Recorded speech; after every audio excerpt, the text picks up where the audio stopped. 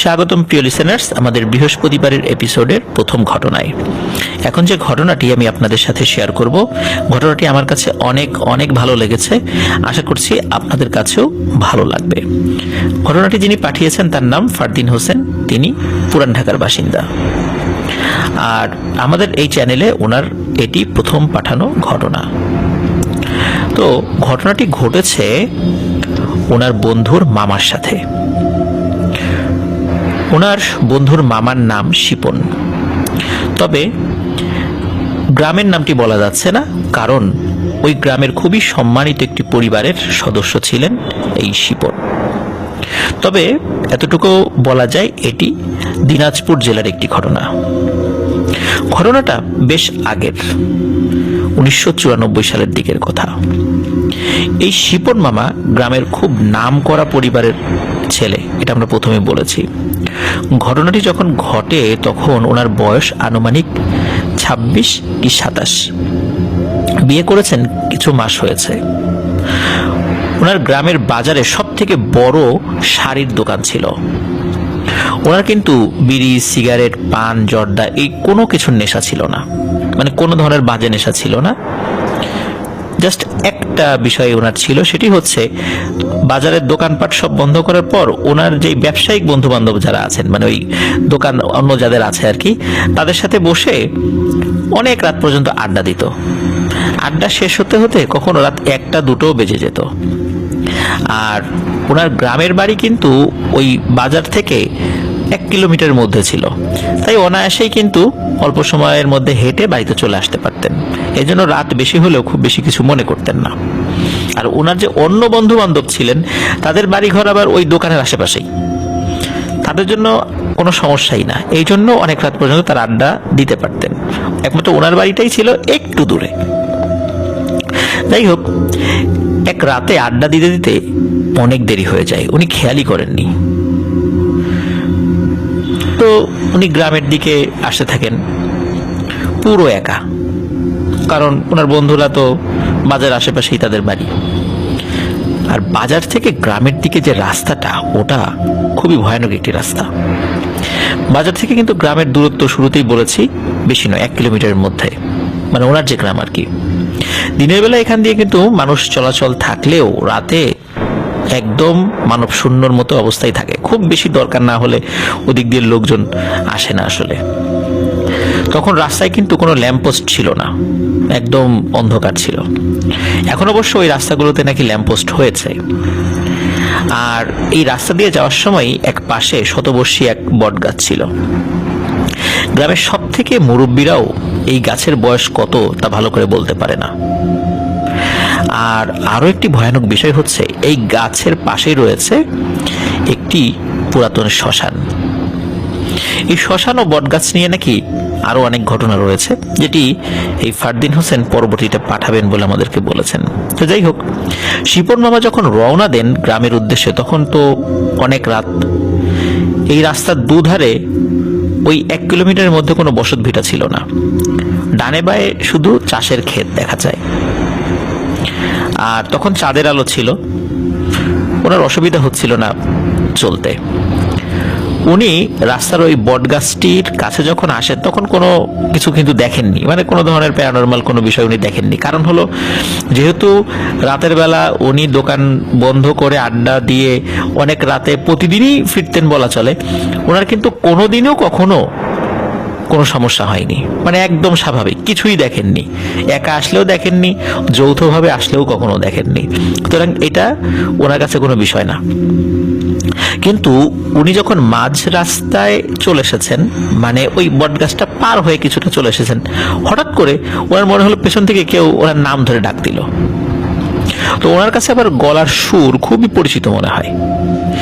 পেছন দিকে ঘুরে দেখেন এটা আর কেউ না, ওনার খুব কাছের একজন বন্ধু, তার নাম হচ্ছে আব্দুল কুদ্দুস। তো উনি কুদ্দুসকে প্রশ্ন করলেন যে, কিরে কুদ্দুস, তুই এখানে কি করিস এত রাতে? তো কুদ্দুস আবার বলে যে, আমাদের উত্তর ক্ষেতে সকালবেলা সেচের পানি দেবে, কিন্তু উত্তর ক্ষেতে যে আইল আছে ওই আইলটা কাটা হয়নি। এখন যদি না কাটি সকালবেলা ভালো পানি পাওয়া যাবে না, মানে পানি পেতে পেতে দেরি হয়ে যাবে, কারণ আজানের পরই নাকি ওই সেচ পাম্প স্টার্ট দেবে। তো এই কারণে এখনই যাচ্ছি ক্ষেতের আইলের সাথে অন্য ক্ষেতের সংযোগ করতে হবে, মানে ওই আইলের একটা জায়গায় কেটে দিতে হবে আর কি, যাতে পানি যেতে পারে। ওনাদের তো ওখানে অনেকগুলো ক্ষেত ছিল, এটা উনি জানতেন, শিবন মামা জানতেন যে উত্তর ক্ষেতে ওই কুদ্দুসদের জমি আছে অনেকগুলো। তো একটা বিষয় কিন্তু শিপন মামার মনে খটকা লাগে, সেটা হলো কুদ্দুস কিন্তু লেখাপড়া নিয়ে থাকে। শিপন মামা তো বেশিদূর লেখাপড়া করেননি, কিন্তু কুদ্দুস কিন্তু মাস্টার্স করছিল ওই সময়। তো লেখাপড়া নিয়ে যেহেতু থাকে, সে কিন্তু এই ক্ষেত খামারে যায় না। এখন সে তো ক্ষেত খামারে যায় না, তাকে কখনো ক্ষেত খামারে যেতেও দেখেনি। শুধু তাই না, এই কুদ্দুসকে নাকি তার বাড়ি থেকে অনেকবার ক্ষেত খামারের কাজে একটু সহযোগিতার কথা বলা হলেও সে কখনোই এই বিষয়ে আগ্রহ দেখায়নি। আর এই সমস্ত কারণে তাকে কেউ একটা কিছু বলেও না, যেহেতু সে লেখাপড়া নিয়ে আছে, সে ভবিষ্যতে আরো বড় কিছু করতে চায়, এই জন্য কিন্তু এই বিষয়গুলো নিয়ে বাড়ির কেউ তেমন কিছু বলে না। এখন শিবন মামা চিন্তা করছে যে ও এত রাতে, যাকে দিনের বেলা ঠেলে খেতে পাঠানো যায় না, ও এত রাতে এখানে কি করে, এত রাতে ও খেতে যাবে, এটাও আমাকে দেখতে হচ্ছে। যাই হোক, হতেও পারে। তখন আবার শিবন মামা জিজ্ঞেস করে যে তুই তো কখনো ক্ষেতের ধারে কাছে আসিস না, তো আজ আবার কেন আসলি? তখন ওই কুদ্দুস আবার বলে যে আব্বার শরীরের অবস্থা খুবই খারাপ, এত রাতে সে আসতে পারবে না, বাধ্য হয়ে আমাকেই আসতে হয়েছে। তো এই কথা শোনার পর শিপন মামা ওই কুদ্দুসকে আরো কিছু প্রশ্ন জিজ্ঞেস করতে যাবেন, এমত অবস্থায় ওই কুদ্দুস খপ করে শিপন মামার হাত চেপে ধরে এক টান দিয়ে বলে যে আমি এত রাত্রে একা একা যেতে পারবো না, আমার ভয় লাগে, তুই চল আমার সাথে। এখন কি করবে, বন্ধু মানুষ, বলতেছে যেতে তো হবেই। তো আসলে উনি কোনো সিদ্ধান্ত নেওয়ার চিন্তাও করতে পারেনি, ওই হাত ধরে টান দিয়েছে, ওই টান দিয়ে কুদ্দুস তাকে ওই রাস্তা থেকে নিচের দিকে, রাস্তা থেকে ওই জমি বেশ নিচু, রাস্তা হলো উঁচু, নিয়ে যাচ্ছে। তো তখন অবশ্য হাত ছেড়ে দিয়েছে, মানে নিচে নামার পর হাত ছেড়ে দিয়েছে, কুদ্দুস আগে আগে যাচ্ছে আর শিবন মামা পেছন পেছন যাচ্ছে। এর মধ্যে মানে হঠাৎ করে এই শিবন মামার কানে এক ধরনের শব্দ ভেসে আসে, সেটা হলো চট চট চট চট শব্দ। অনেক সময় ওই শুকনো খড়ি যখন চুলার মধ্যে পড়ে তখন চট চট শব্দ হয় না, তো মনে হচ্ছে ওরকম পেছন থেকে চট চট শব্দ হচ্ছে। আর মনে হচ্ছে যে ওই মাঠের মধ্যে বেশ আলোকিত। উনি পেছন দিকে তাকিয়ে দেখেন ওই যে বট গাছের কাছে একটা শ্মশান ছিল, পুরাতন শ্মশান, ওই শ্মশানে দাউ দাউ করে একটা চিতা জ্বলছে, আর ওই চিতার আলোতেই মাঠের কিছু অংশ আলোকিত মনে হচ্ছে। উনি চিন্তা করেন কি ব্যাপার, আমি তো মাত্রই আসলাম, সেখানে কোনো মানুষজন দেখলাম না, মৃত দেহ থাকলে তো সেখানে আরো অনেক মানুষজন থাকবে, সেখানে কাউকে দেখলাম না, এখন আবার এই চিতা জ্বালালো কে? তো উনি আবার কুদ্দুসকে বলেন, এই কুদ্দুস, আমি যেটা দেখছি তুই কি তাই দেখছিস? ওই দেখ ওখানে তো চিতা জ্বলছে। এখন কুদ্দুস কোনো কথা বলে না, সে সোজা হেঁটে যাচ্ছে। এখন শিপন মামার মনের মধ্যে খটকা লাগে, কি ব্যাপার, ও কোনো জবাব দিল না, সে হাঁটছে তো হাঁটছেই। তখন এদিকে শিপন মামা খেয়াল করেন যে কুদ্দুস মানে বেশ জোরে জোরে হাঁটছে। এখন কুদ্দুস এবং শিপন মামার সাথে বেশ গ্যাপ হয়ে গেছে, এই জন্য শিপন মামা কি করেন, ওই গ্যাপ কমানোর জন্য একটু দৌড়ান, মানে দৌড়ে কুদ্দুসের কাছাকাছি যাবেন। ওদিকে যে চিতা যে জ্বলছে, এটা কি প্যারানর্মাল বিষয় না স্বাভাবিক বিষয়, এটা নিয়ে কিন্তু ওনার অতটা মাথা ব্যথা ছিল না। কিন্তু খানিকটা আগানোর পরে উনি কি মনে করে আবার পেছন দিকে তাকান ওই চিতার আগুন দেখার জন্য। এবার তিনি যেটা দেখেন, এটা দেখার জন্য তিনি মোটেও প্রস্তুত ছিলেন না। তিনি দেখেন ওই চিতার ভেতর থেকে একজন মানুষ বের হয়ে আসছে, তার সমস্ত শরীরে আগুন জ্বলছে, এবং ওই মানুষ বা অন্য কিছু একটা ভয়ানক কিছু আর কি, ওটি আকারে বেশ লম্বা, এবং সে সোজা শিপন মামার দিকে হেঁটে আসছে। তখন শিপন মামা প্রচন্ড ভয় পান এবং ওই কুদ্দুসকে বলেন, এই কুদ্দুস, এই দেখ পিছনে কি। তখন কুদ্দুস পিছন দিকে ঘুরে তাকায়। ঘুরে তাকানোর পরে শিপন মিমা যেটা দেখেন, এটা আসলে শুধু শিপন মামা কেন, কেউই এটা সহ্য করতে পারবে না। দেখেন, ওটা আসলে কুদ্দুস না, ওটা মানুষই না, মানুষের দেহ কিন্তু মুখমণ্ডলে অনেকগুলো চোখ। দুটো চোখ তো থাকার কথা।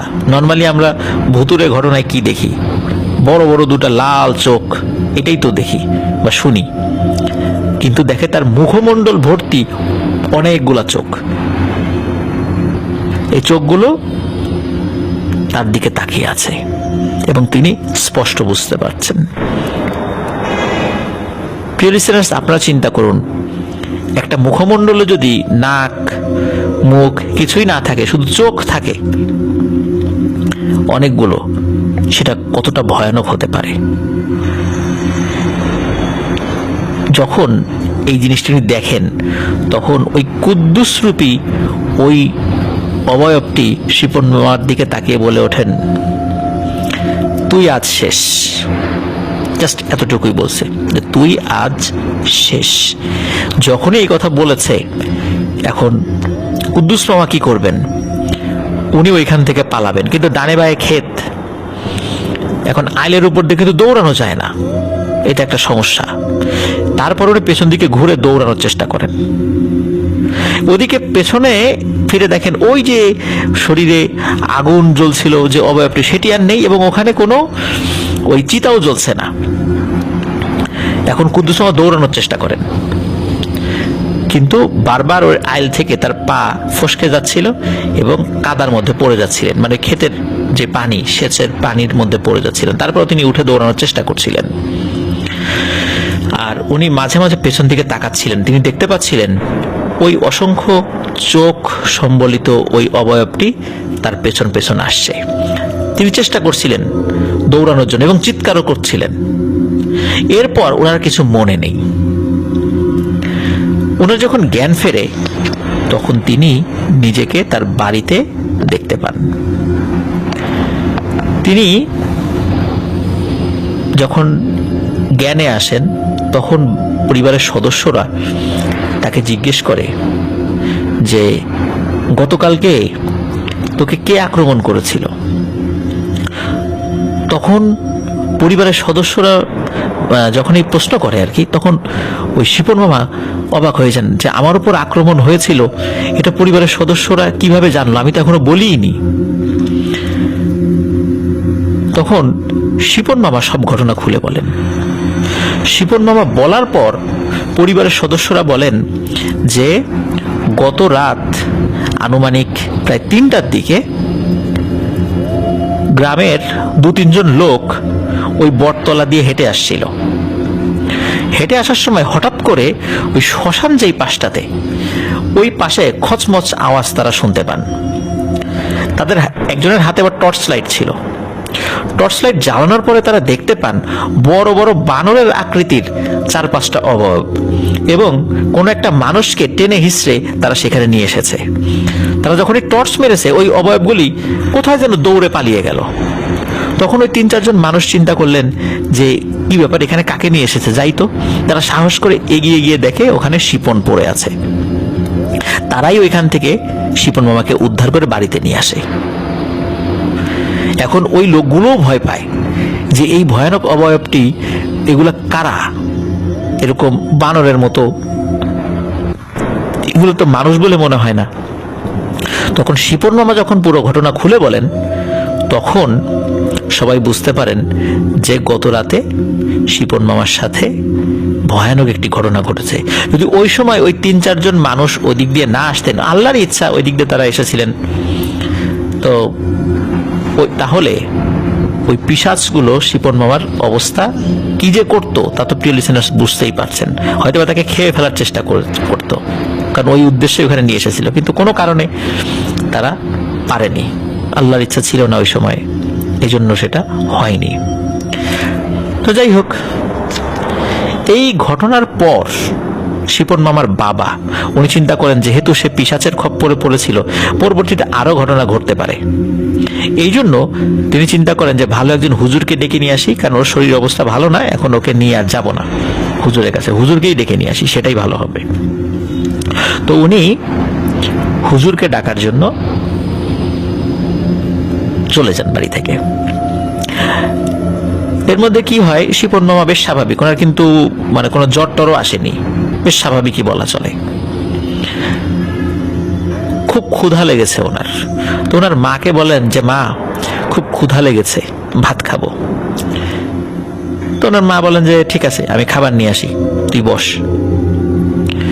তখন ওনার মা যখন খাবার নিয়ে শিপন মামার কাছে এসেছেন, তখন দেখে শিপন মামা মাটিতে পড়ে আছে, কিন্তু উনি উপর হয়ে পড়ে থাকলেও ওনার মাথাটা কিন্তু পেছন দিকে, মানে উপর হয়ে পড়া বলতে আমাদের বুক এবং মাটি লেগে থাকবে, পিঠ থাকবে উপরে, কিন্তু মাথা কিন্তু ওই মাটির দিকে থাকবে। কিন্তু বিষয়টি হয়েছে উল্টো, ওনার মাথাটা ঘোরানো, মনে হচ্ছে কেউ মাথাটা ঘুরিয়ে মানে ঘাড় ভেঙে ফেলেছে, এবং ওনার চোখ দুটি অস্বাভাবিক রকমের বড় হয়ে আছে, মনে হচ্ছে এখনই ওই দুটো চোখ ছুটে বের হয়ে আসবে তার মানে মাথা থেকে। এই দৃশ্য দেখে কোনো মা কি সহ্য করতে পারে? তার মায়ের হাত থেকে খাবার পড়ে যায়, চিৎকার দিতে থাকেন, আশপাশ থেকে লোকজন চলে আসে, সবাই এসে দেখে যে শিপন মামার এই অবস্থা। অথচ কিছুক্ষণ আগেই অনেকেই তার সাথে কথা বলে গেছে। এমনটা কেন হলো? কে এই কাজটা করলো? বাড়িতে কান্নার রোল পড়ে যায়। কিছুক্ষণের মধ্যেই ওনার বাবা সেই হুজুরকে নিয়ে আসেন।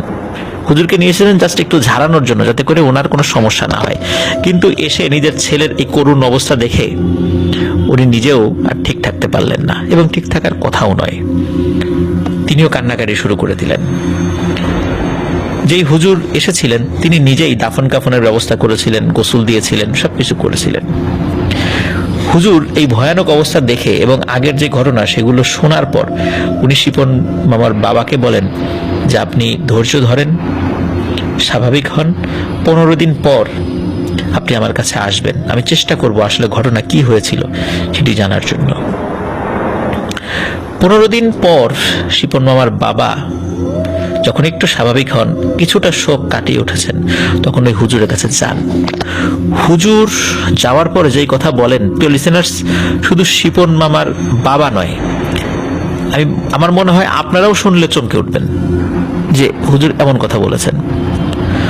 হুজুর বলেন যে শিপন মামা কেন মারা গেছে সেটা তিনি জানতে পারেননি। কারণ হলো, শিপন মামাকে কোনো পিশাচ যে মেরেছে এরকম কোনো প্রমাণ নাকি পাওয়া যায়নি। ওই হুজুরের সাথে অনেক ভালো ভালো জিন রয়েছে, এই জিনরা নাকি এই 15 দিন ধরে অনেক খোঁজ খবর নিয়েছে, অনেক চেষ্টা করেছে জিনেরা, তারা নাকি কোনো তথ্যই বের করতে পারেনি যে শিপন মামার সাথে এই যে ঘটনা ঘটেছে কারা ঘটিয়েছে। এটা মানুষ তো অবশ্যই না, কিন্তু কোনো জিন এবং পিশাচের অস্তিত্বই নাকি পাওয়া যায়নি। এটা কিভাবে সম্ভব? আমরা কিন্তু বিভিন্ন ঘটনায় দেখতে পাই যে হুজুররা বলে যে এই কারণে ঘটনা ঘটেছে, এই সমস্যা হয়েছিল, অমুক জিন এই কাজ করেছে, তুমি এই সময় এই দিক দিয়ে গিয়েছিলে যার কারণে অমুক জিন তোমার পিছে লেগেছিল। কিন্তু এখানে কি হলো, এই জিনেরাও পর্যন্ত খোঁজ খবর নিয়ে কিচ্ছু জানতে পারেনি। তাহলে আপনারাই চিন্তা করেন, এই ভয়ানক পিশাচগুলো কি শক্তিশালী জিন যে তারা তাদের কাজের কোনো প্রমাণ রেখে যায়নি, অন্য জিনেরা এসেও কোনো প্রমাণ খুঁজে পায়নি।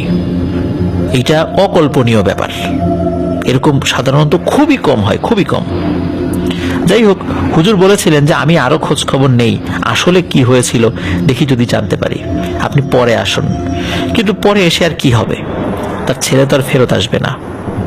তো শিপন মামার বাবা পরবর্তীতে এই তথ্য নেয়ার জন্য আর যাননি। যদি যেতেন তাহলে হয়তো আমরা জানতে পারতাম যে কোনো খোঁজ খবর হুজুর পেয়েছিলেন কিনা, কিন্তু ওনার এই বিষয়ে জানার আর কোনো ইচ্ছা ছিল না।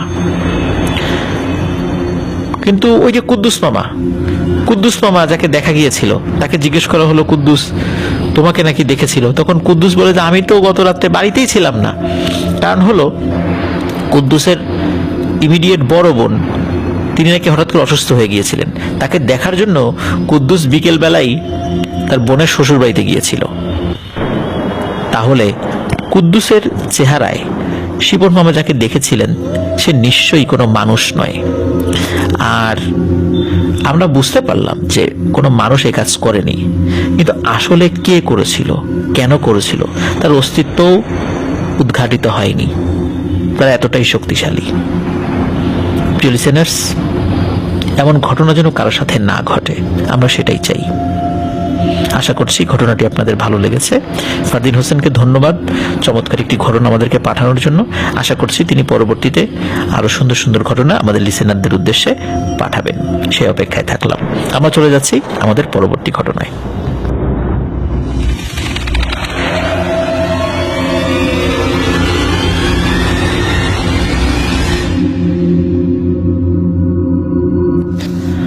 স্বাগতম প্রিয় লিসেনার্স আরো একটি নতুন ঘটনায়। এখন যে ঘটনাটি আমি আপনাদের সাথে শেয়ার করতে যাচ্ছি, এই ঘটনাটি আমাদেরকে পাঠিয়েছেন মোহাম্মদুল্লাহ।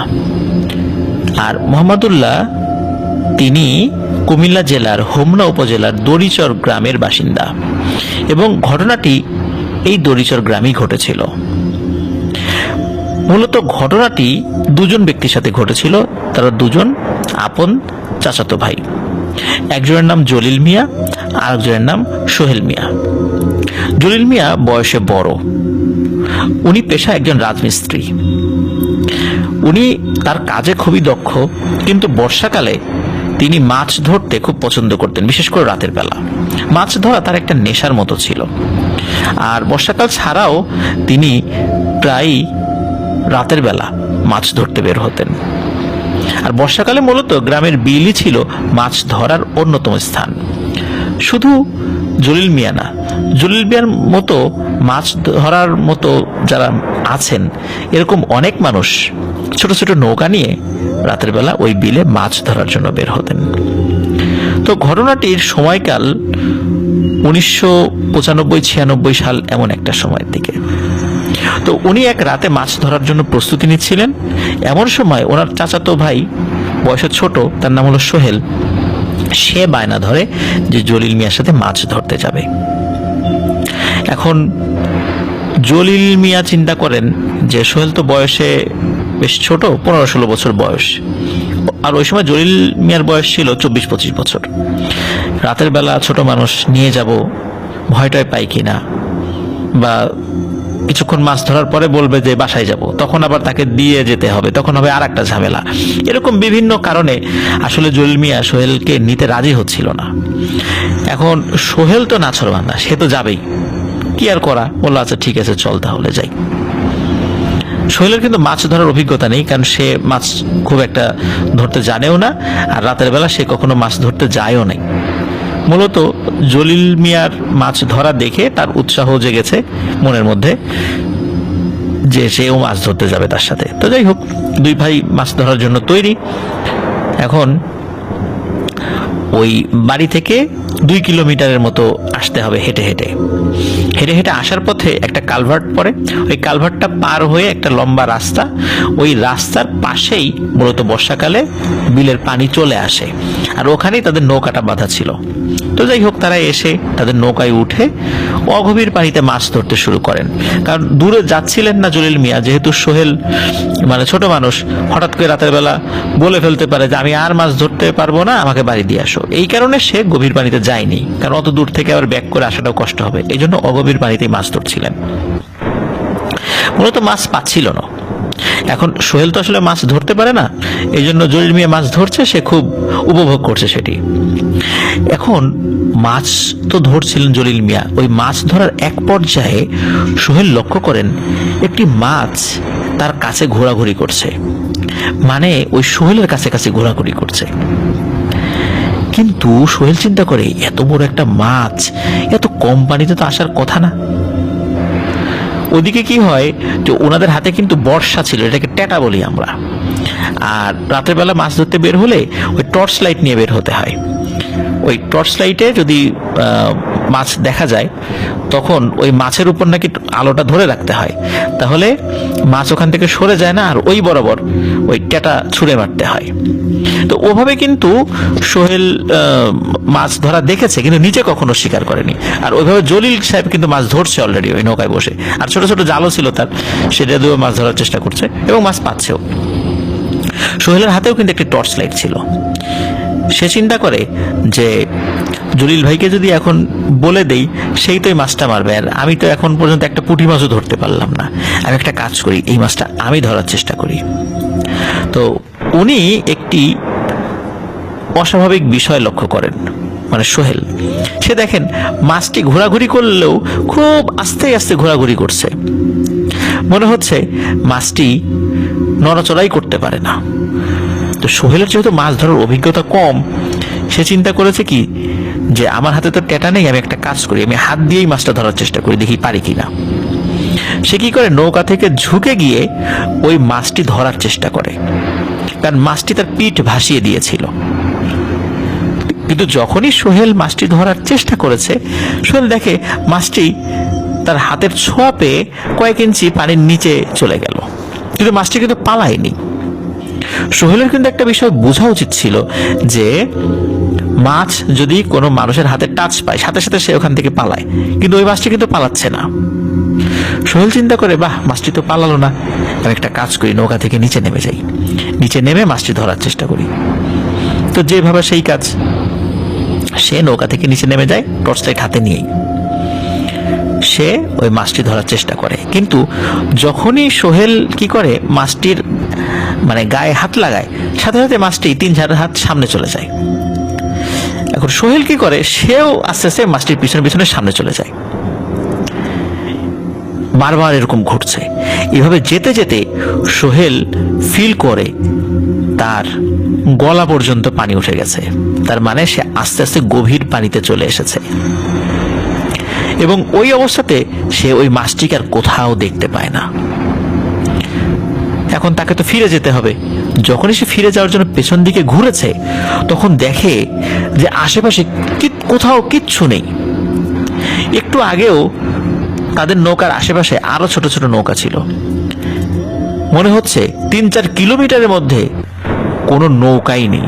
শুধু তাই নয়, দূরে গ্রামে যে ঘরবাড়িগুলো ছিল, সেই ঘরবাড়ির মধ্যে কিন্তু আলো জ্বলে, অনেক দূর থেকে কিন্তু সেই আলো দেখা যায়। কিন্তু সোহেল দেখছিল আশেপাশে কোথাও কোনো আলোর চিহ্নই দেখা যাচ্ছে না। তার মানে বহু দূরের মধ্যে কোনো ঘরবাড়ির কোনো চিহ্নই তার নজরে আসছে না। হাতে টর্চ লাইট নিয়ে চারদিকে সে ঘুরিয়ে ঘুরিয়ে মারতে থাকে, কিন্তু সেই আলো রিফ্লেক্ট হয় না।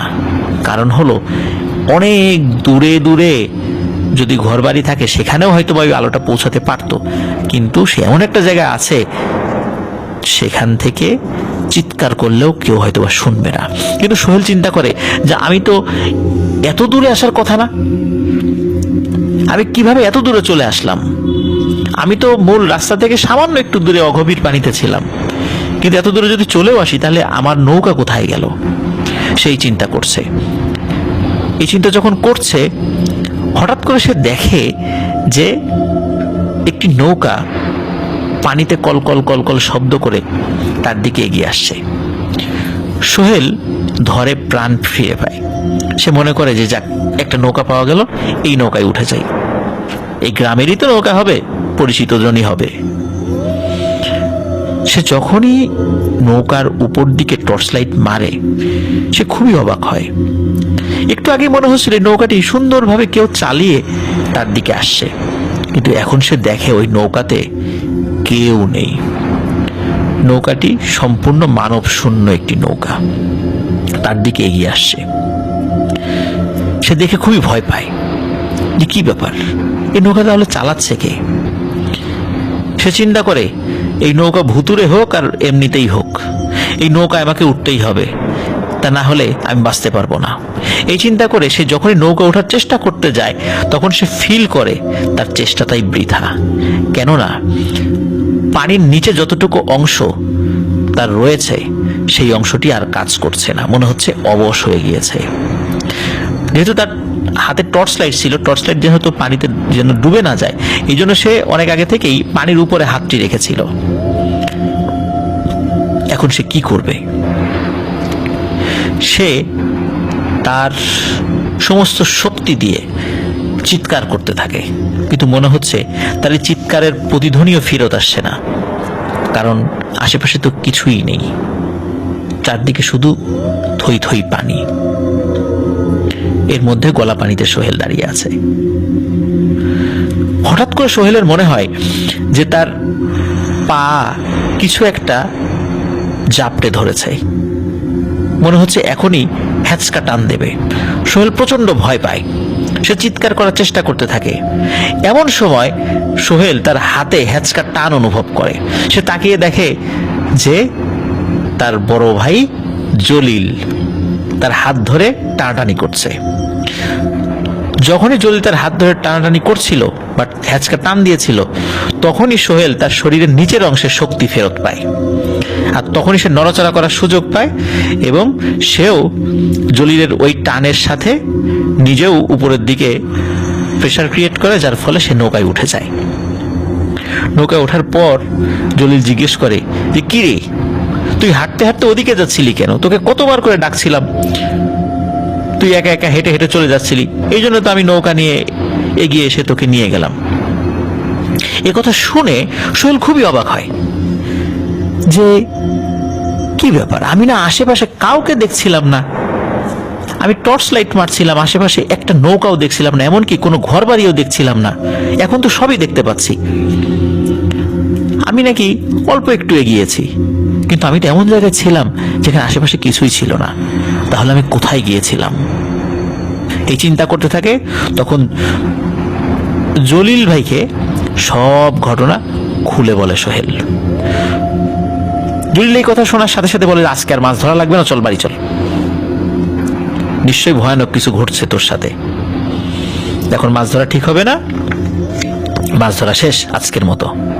তারা তাড়াতাড়ি নৌকা পাড়ে নিয়ে আসে এবং দুইজন মিলে বাড়ির দিকে হাঁটা শুরু করে। ওখান থেকে তাদের বাড়িতে যেতে সর্বোচ্চ 2 কিলোমিটারের পথ।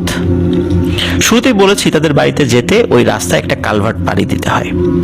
তারা দুজন যখন ওই কালভার্টের কাছে এসেছে, হঠাৎ করে মনে হচ্ছে কালভার্টের নিচ থেকে একটা বাচ্চার খুবই করুণ এবং মায়াবী কান্না তারা শুনতে পাচ্ছে। এই শব্দ কিন্তু সোহেল এবং জলিল সাহেব দুজনই শুনছে। সোহেল বলে, ভাই কে কান্না করছে, একটু দেখে আসি। কিন্তু জলিল বুঝতে পারে এটি দুষ্টু জিনের কাজ, আর এমন মায়াবী কান্না কোনো পাথর হৃদয়ের মানুষও এই কান্নায় গলে যাবে। আর সোহেল তো ওই কারণেই জলিলকে বলেছিল যে নিচে গিয়ে দেখে আসি কি, কিন্তু জলিল বলে, খবরদার, এক চুলও এখান থেকে সরা যাবে না, সোজা বাড়িতে যেতে হবে। আর যেহেতু আমাদের পেছনে খুব ভয়ানক জিনিস পড়ে গেছে, যত দোয়া কালাম জানিস জোরে জোরে পড়তে থাক, আমিও পড়তে থাকি। এই বলে দুজনই দোয়া কালাম পড়তে থাকে এবং বাড়ির দিকে যেতে থাকে। বাড়ি থেকে যখন প্রায় আধা কিলোমিটার দূর পর্যন্ত বাকি আছে, এমন অবস্থায় হঠাৎ করে তাদের হাতের বাম পাশে, রাস্তার বাম পাশে দেখে একটি বড় কালো বিড়াল, এটি নিজের মতো করে খুব জোরে জোরে ডাকাডাকি করছে এবং এত জোরে ডাকাডাকি করছে যে তারা যে দোয়া পড়ছে, এই দোয়া পড়াটা নষ্ট হয়ে যাচ্ছে, বারবার উল্টাপাল্টা হয়ে যাচ্ছে, পড়া এলোমেলো হয়ে যাচ্ছে। তারপরও তারা দোয়া পড়ে যাচ্ছে এবং জলিল ইশারা করে বলে দেয়, দোয়া কোনোভাবেই দুজন একসাথে পড়া থামানো যাবে না, পড়েই যেতে হবে, ভুল হলেও পড়ে যেতে হবে, থামানো যাবে না।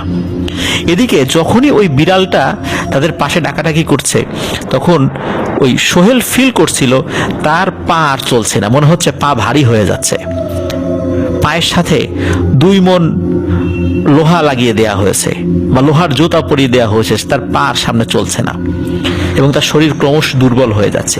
বিষয়টি জলিল বুঝতে পারে এবং বুঝতে পেরে সে সোহেলকে এক হাত দিয়ে ধরে ফেলে এবং সোহেলের এক হাত নিজের পিঠের উপরে উঠিয়ে দেয়, কাঁধের উপর উঠিয়ে দেয়, এভাবে দুজন একসাথে হাঁটতে থাকে এবং বলে যে, সোহেল দোয়া পড়া থামাস না, দুজন একসাথে কথা বলবে না। সোহেল দোয়া পড়ছে, জলিল ওই সময় বলে, এবং সোহেল যদি কখনো জরুরি কোনো কথা বলে জলিল কিন্তু দোয়া পড়তে থাকে, মানে দুজন একসাথে কখনো 1 সেকেন্ডের জন্য থামছে না, তারা এগিয়ে যাচ্ছে। আর ওই বিড়ালটি কিন্তু একই রকম ভাবে তাদের সাথে আসছে। যতই বাড়ির কাছাকাছি আসছে ততই সোহেল তার শরীরের শক্তি হারিয়ে ফেলছিল। আর জলিলও বুঝতে পারছিল সোহেলের শরীর অনেক ভারী হয়ে যাচ্ছে, সে আর সোহেলকে টেনে নিয়ে যেতে পারছে না। কিন্তু দোয়া তো পড়া থামানো যাবে না, কারণ তার পাশে ওই ভয়ানক বিড়ালটি হেঁটে যাচ্ছে। তারা দুজনেই বুঝতে পারছে যে বিড়ালটি কোনো স্বাভাবিক বিড়াল নয়। তারা এভাবেই বাড়িতে চলে আসে কষ্ট করে। আর বাড়িতে যখন ঢুকে যায় তারপরে ওই বিড়ালটিকে আর দেখা যায় না। বাড়িতে ঢোকার সাথে সাথে তারা দুজনই একসাথে চিৎকার দেয়, বাড়ির লোকজন বের হয়ে আসে। বের হওয়ার পর সব ঘটনা বাড়ির সবাইকে খুলে বলে। বাড়ির সবাই বলে এখনই তোমাদেরকে গরম পানিতে গোসল করতে হবে। দুজনকে গরম পানিতে গোসল করানো হয়। বাড়িতে যারা ঝাড়ফুঁক জানতেন তাদের দুজনকে ঝাড়ফুঁক করে, এবং পরবর্তীতে মানে সকালবেলা একজন আলেমকেও ডেকে নিয়ে এসে তাদের দুজনকে ঝাড়ফুঁক করা হয়। জলিল সাহেবের কিছু হয়নি, তিনি একদম স্বাভাবিক ছিলেন। সোহেল একটু অসুস্থ হয়েছিল, তাও সেটা কয়েকদিনের মধ্যে একদম স্বাভাবিক হয়ে যায়। তো এটি ছিল ঘটনা। প্রিয় লিসেনার্স, আশা করছি এই ঘটনাটি আপনাদের ভালো লেগেছে। আর এই ধরনের ঘটনা কিন্তু বিলে অনেক সময় হতে পারে।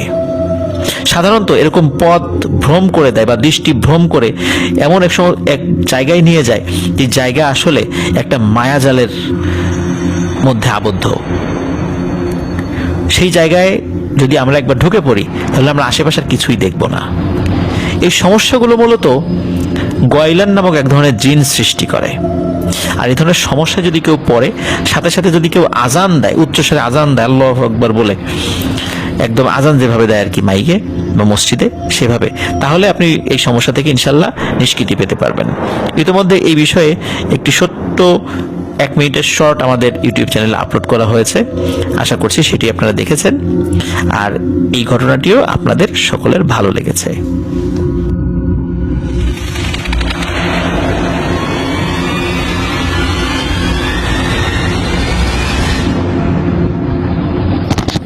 স্বাগতম জানাচ্ছি প্রিয় লিসেনার্স আরও একটি নতুন ঘটনায়।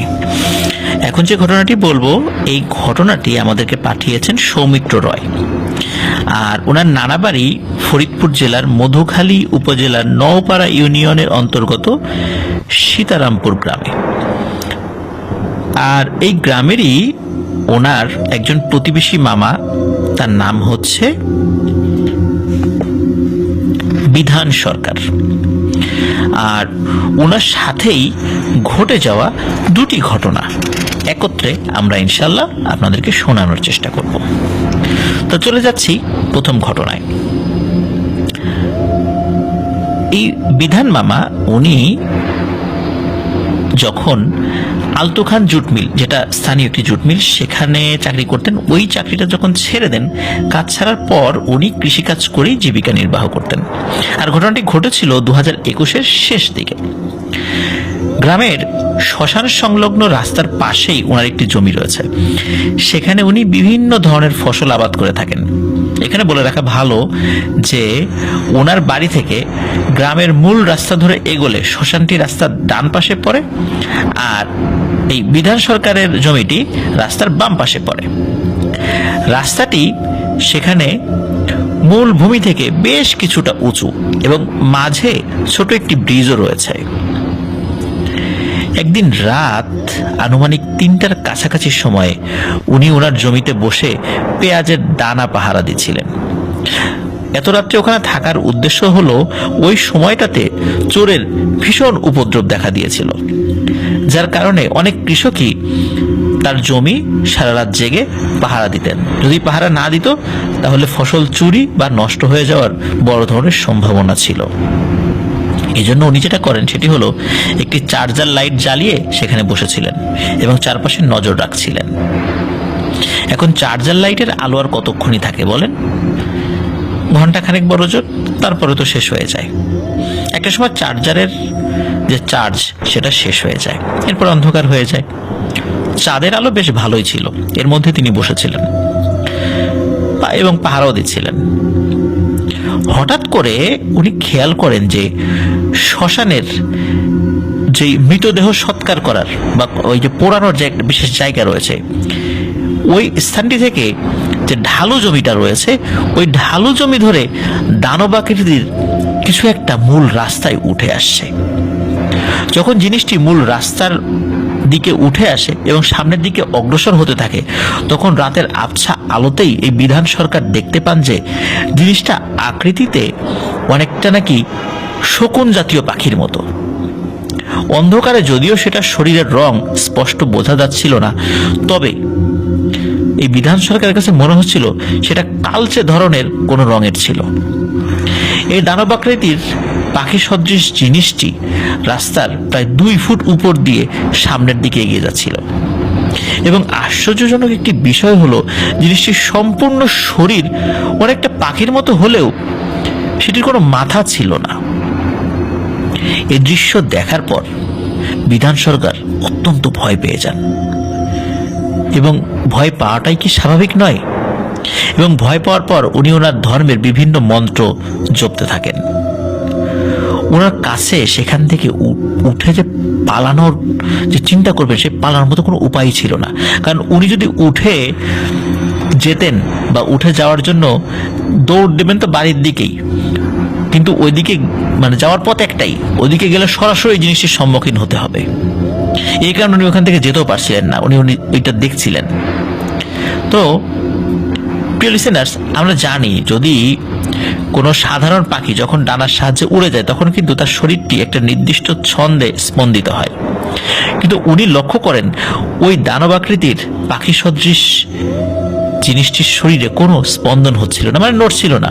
সেটা অনেকটা ভাসমান অবস্থাতেই সামনের দিকে এগিয়ে যাচ্ছিল।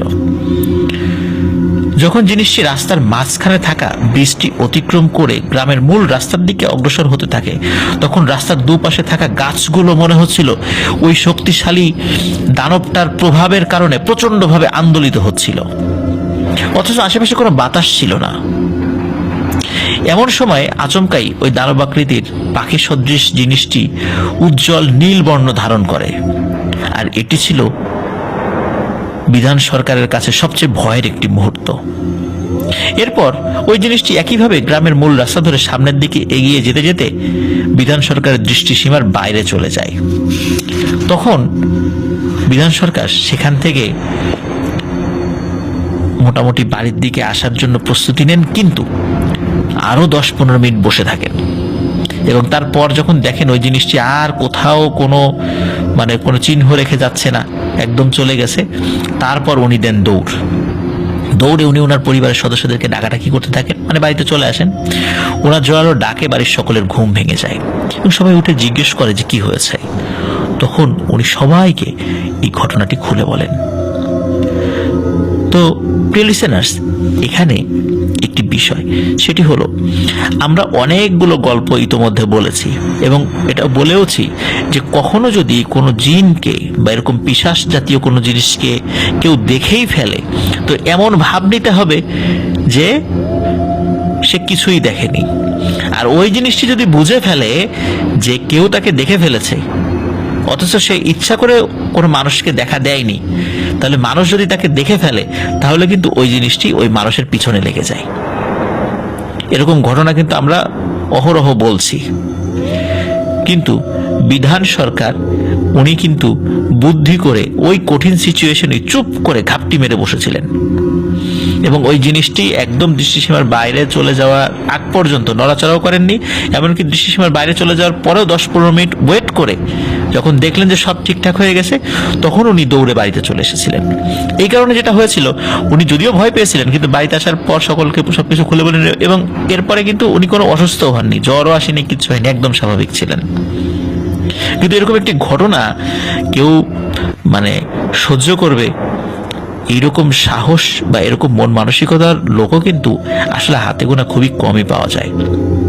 যাই হোক, বিধান সরকারে আরো একটি ঘটনা রয়েছে, তবে এটি আরো বেশ আগে ঘটেছিল।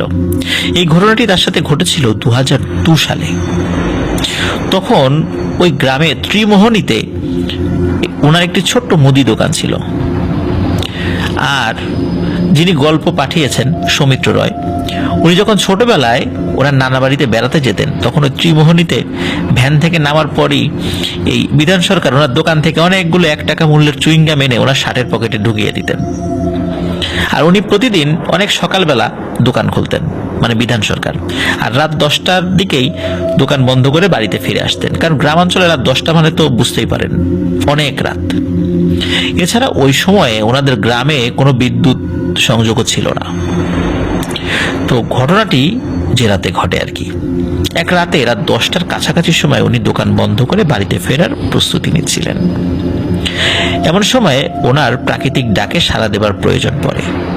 যেহেতু বাড়িটা একটু দূরে ছিল, বাড়িতে পৌঁছতে সময় তো একটু লাগবেই, এই ভেবে উনি দোকান বন্ধ করে রাস্তা থেকে নেমে পাশের ঝোপের দিকে এগিয়ে যান। তো ওই ঝোপের ওখানে ছোটখাটো অনেকগুলো গাছ এবং বেশ কিছু বাঁশঝাড় ছিল। উনি ঝোপের মধ্যে কিছুটা সামনে যেতেই এক ধরনের মরমর মরমর আওয়াজ শুনতে পান। উনি তখন কৌতূহলবশত বিষয়টি পর্যবেক্ষণ করার জন্য আরেকটু এগিয়ে যান। এরপর উনি যে দৃশ্য দেখেন তার জন্য আসলে উনি মোটেও প্রস্তুত ছিলেন না।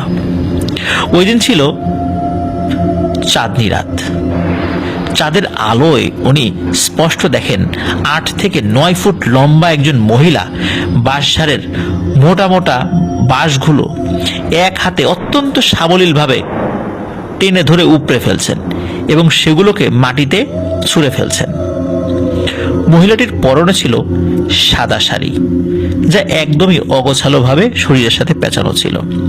যখন মহিলাটি বাঁশগুলো উপড়ে ফেলছিল, তখন ওনার হাতের মুঠোর প্রচন্ড চাপে বাঁশগুলো মরমর শব্দে ফেটে যাচ্ছিল, যে শব্দটি বিধান সরকার দূর থেকেও শুনতে পাচ্ছিলেন। এই দৃশ্য দেখার পর বিধান সরকারের শরীর পুরো ঠান্ডা হয়ে যায় এবং উনি কোনো ধরনের কোনো শব্দ না করে, কোনো চিৎকার না করে একটু একটু করে পেছনের দিকে গিয়ে ঘুরে দেন এক দৌড়। দৌড়াতে দৌড়াতে উনি বাড়িতে পৌঁছে যান এবং বাড়িতে পৌঁছেই উনি সেন্সলেস হয়ে পড়ে যান। এরপর কয়েকদিন ওনার জ্বর ছিল, তবে কিছু ঝাড়ফুঁক করার পর উনি ধীরে ধীরে সুস্থ হয়ে ওঠেন। 2021 সালের শেষার্ধে যে ঘটনাটি ঘটেছিল, এরপরে মানে ঘটনাটা ঘটার পর উনি অসুস্থ হননি, কিন্তু দ্বিতীয় ঘটনাটি ঘটার পর উনি বেশ অসুস্থ হয়ে পড়েন। এর পিছনে কারণও ছিল।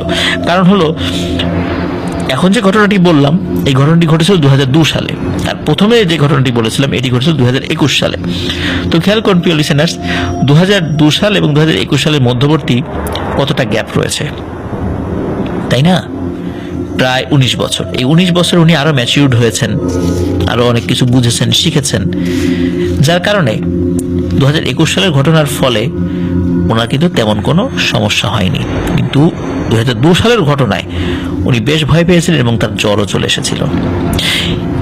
আবারও একটি বিষয় কিন্তু আমরা জানতে পারলাম প্রিয় লিসেনার্স, সেটি হচ্ছে যে কোনো কিছু যদি চোখের সামনে পড়েই যায়, এই ধরনের কোনো বিষয় আপনি যদি নিশ্চিতভাবে বোঝেন যে এটি আসলে অস্বাভাবিক কোনো জিনিস, তাহলে একদম কোনো শব্দ না করে চুপচাপ ওখান থেকে চলে আসার চেষ্টা করতে হবে। ওই জিনিসটি যেন কিছুই টের না পায়। যদি টের পায়ও, সেজন্য বোঝে যে আপনি কিছুই দেখেন নাই, কিছুই শোনেন নাই। তা না হলে কিন্তু ওই জিনিসটি পিছনে পড়ে যাবে এবং সহজে যেতেই চাইবে না।